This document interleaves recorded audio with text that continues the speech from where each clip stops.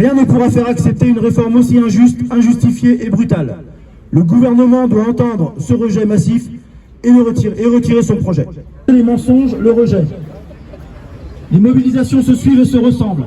Après 2 manifestations d'une ampleur inédite, les 19 et 31 janvier, la nouvelle manifestation meldoise du 7 février a une fois de plus démontré la profonde détermination des salariés, des sans-emploi, des jeunes, mais aussi des retraités, à tout faire pour s'opposer à la régression historique que veut imposer aujourd'hui le gouvernement. Le 7 février, comme lors des mobilisations précédentes, ce sont près de 800 personnes qui sont descendues dans les rues de Meaux avant d'aller pour beaucoup grossir les rangs de la manifestation parisienne. À Meaux, comme partout ailleurs en France, plus de 9 travailleurs sur 10 rejettent cette réforme injuste, tandis que plus des 2/3 de la population soutiennent nos mobilisations, comme nous avons pu le constater en entendant les encouragements soutenus des automobilistes comme des simples passants. À cette mobilisation historique, le gouvernement répond en pratiquant la stratégie de la sourde oreille et en instrumentalisant le débat parlementaire, quitte à piétiner le règlement et la bonne tenue des débats. C'est profondément inquiétant pour la démocratie et cela démontre la fébrilité d'un gouvernement qui sait avoir perdu définitivement la bataille de l'opinion. Pour nous, en tout cas, le message est clair. Les parlementaires doivent prendre leurs responsabilités en rejetant ce projet de loi. C'est pour cela que notre intersyndicale, aujourd'hui toute la population a manifesté aujourd'hui, encore plus massivement, dans toute la France. L'intersyndicale meldoise invite également à interpeller les députés et sénateurs et à multiplier les actions, initiatives, réunions ou assemblées générales partout sur le territoire, dans les entreprises, les services et les lieux d'études, y compris par la grève. Merci de votre attention.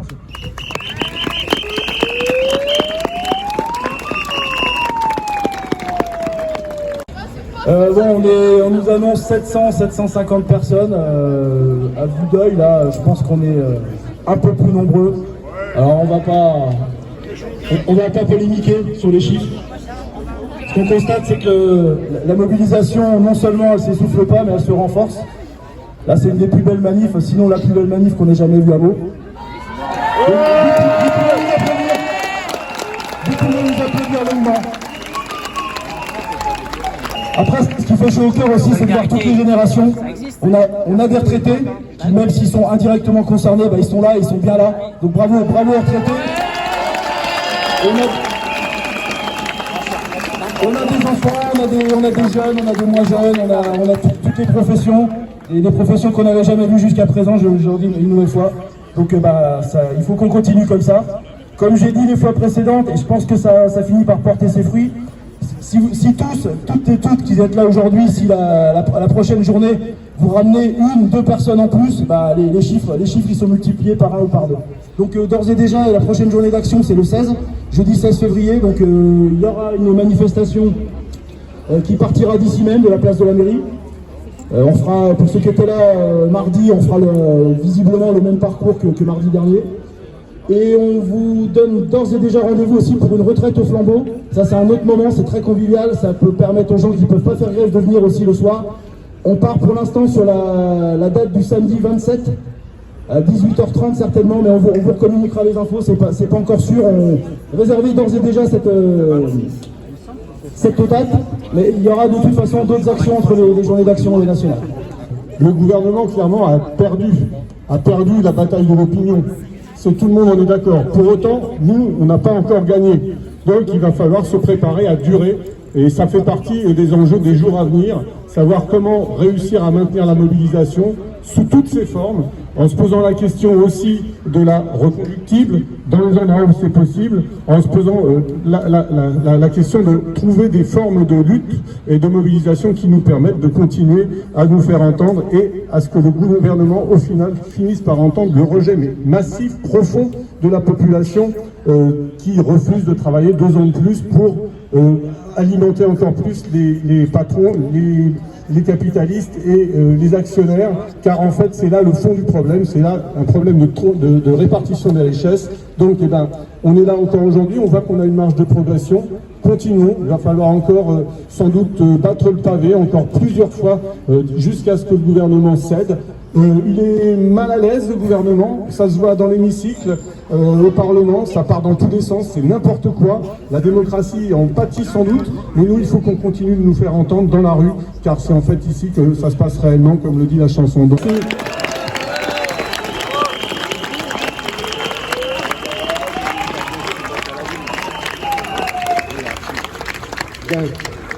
force ouvrière, je vais citer 2 chiffres.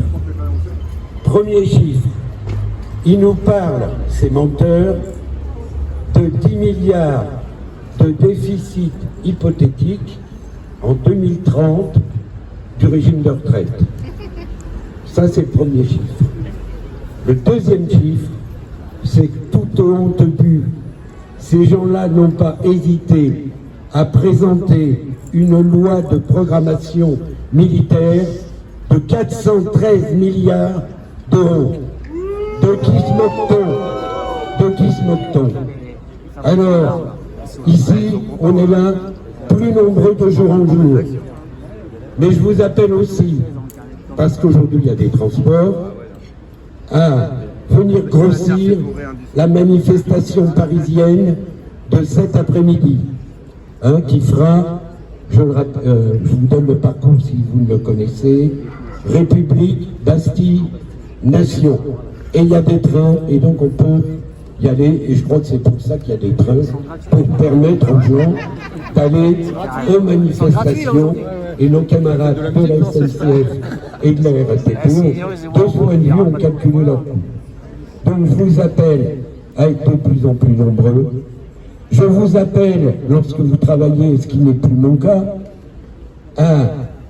avec tous les syndicats qui existent dans votre entreprise, organiser des assemblées générales pour convaincre ceux qui ne sont pas encore convaincus, pour décider ensemble de la suite à donner, et partout où c'est possible, de décider la grève reconductible pour obtenir enfin le retrait.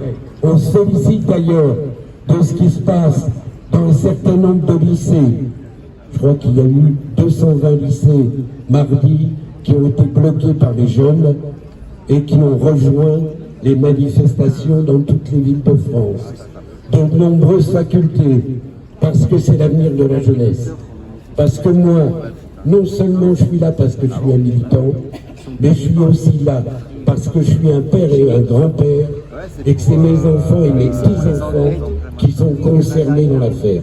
Alors, tous ensemble, eh bien, on les fera reculer. Merci.